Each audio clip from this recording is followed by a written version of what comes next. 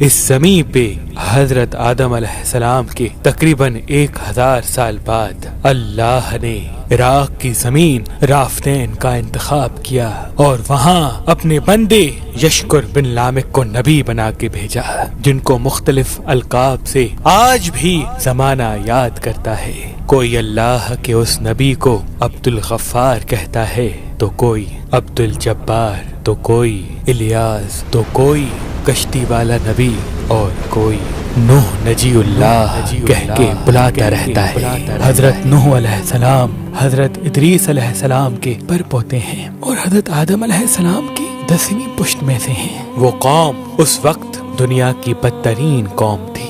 وہاں ظلم کرنا، نفسانی خواہشات پر فخر کرنا، بتوں اور شیطانوں کی پوجا کرنا عام تھا۔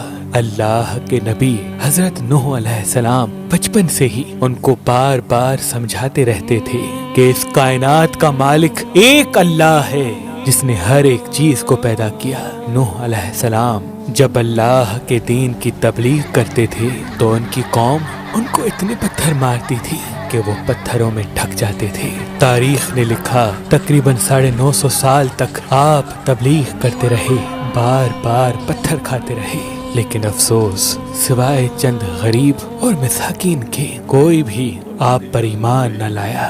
آپ اپنی امت کے لیے اتنا روئے، اتنا گریہ کیا کہ آپ کا نام ہی نوح پڑ گیا۔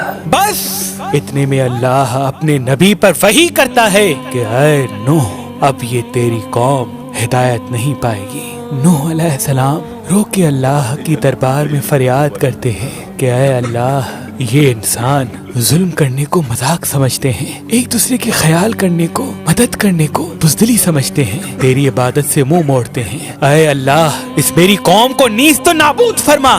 جیسے ہی نوح علیہ السلام نے یہ بد دعا کی تو اللہ نے پیغام بھجوایا، اے نوح، ایک کشتی تیار کر، ان قریب تیری یہ ظالم قوم نیست و نابود ہو جائے گی۔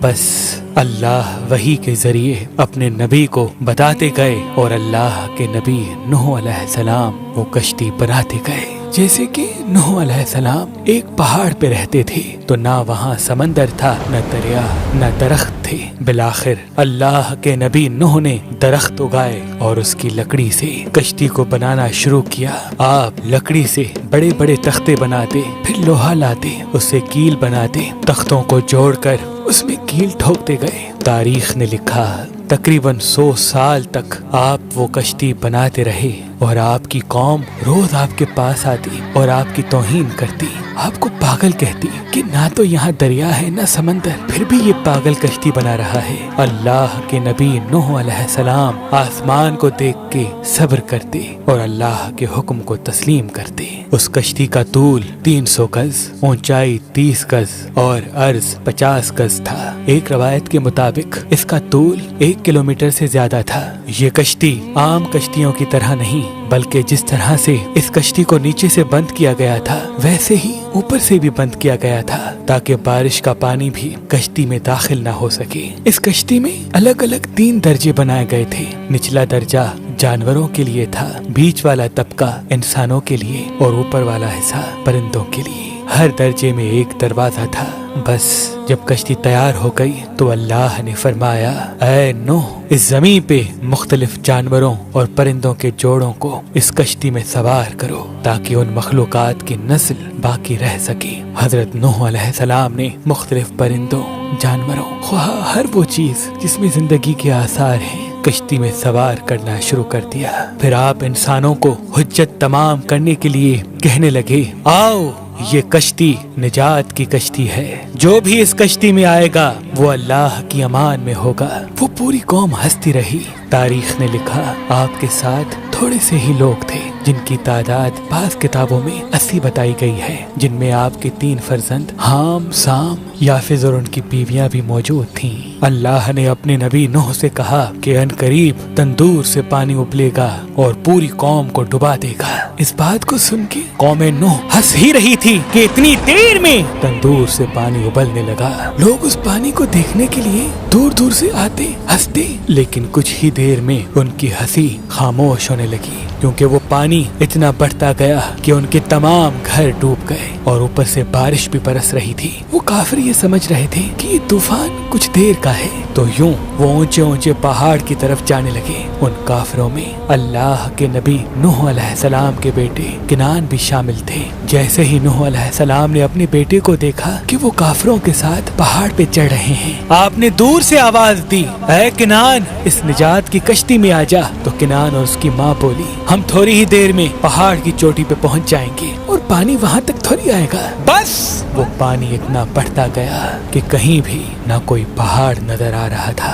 نہ کوئی درخت نظر آ رہا تھا، بس وہی بچے جو اللہ کے نبی نوح علیہ السلام کی کشتی میں سوار تھے۔ اس وقت پانی زمین سے 10,000 گز بلند تھا۔ مسلسل پانی بڑھتا رہا، چڑھتا رہا۔ 40 دن بعد پانی کا بڑھنا ختم ہو گیا، بارش بھی رک گئی، لیکن چاروں طرف صرف پانی ہی پانی تھا۔ تقریباً 5 ماہ تک کشتی پانی میں ہی طواف کرتی رہی، کسی جگہ پہ نہ ٹھہری۔ بالآخر دریائے دجلہ کی مشرقی سمت میں ایک پہاڑی جس کو کوہ ارارات کہتے ہیں، اس کی ایک چوٹی کا نام جودی ہے۔ اس چوٹی کی اونچائی تقریباً 13,000 فٹ ساحل سمندر ہے۔ کشتی نوح اس چوٹی کو لگ کے ٹھہر گئی۔ یہ تاریخ 10 محرم اور جمعے کا دن تھا۔ بس اللہ کے نبی نوح علیہ السلام نے کبوتر کو بھیجا کہ دیکھ زمین پر پانی خشک ہو رہا ہے یا نہیں۔ کبوتر گیا اور زیتون کی ٹہنی اٹھا لایا۔ اللہ کے نبی نوح علیہ السلام نے اللہ کا شکر کیا اور یوں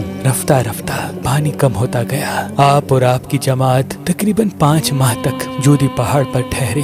آپ نے تمام پرندوں جانوروں کو آزاد کیا۔ اس پہاڑی پہ اللہ کا شکر کرتے رہے، ذکر کرتے رہے، دنیا کو پھر سے آباد کرنے کی سوچ میں مگن رہے۔ تاریخ نے لکھا آپ کے ایک بیٹے سام جس سے عربی نسل چلی، دوسرے بیٹے حام جن سے سوڈانی نسل چلی، اور یافت جن سے ترکی نسل چلی، اور یوں آپ اور آپ کی اولاد نے دنیا کو پھر سے آباد کرنے کا فیصلہ کر لیا۔ تقریباً طوفان کے 60 سال بعد اللہ کے نبی نوح علیہ السلام اس فانی جہان سے دار البقا کی طرف کوچ کر گئے۔ اللہ نے فرمایا کہ کشتی نوح کو ہم آنے والی نسلوں کے لیے عبرت کا نشان ٹھہرائیں گے۔ تحقیق کرنے والوں نے بتایا کہ کشتی نوح علیہ السلام کی باقیات مشرقی ترکی میں واقع کوہ ارارات پر ملی ہیں۔ یہ کشتی ویسے ہی ہے جیسی اللہ کے نبی نوح علیہ السلام نے بنائی تھی۔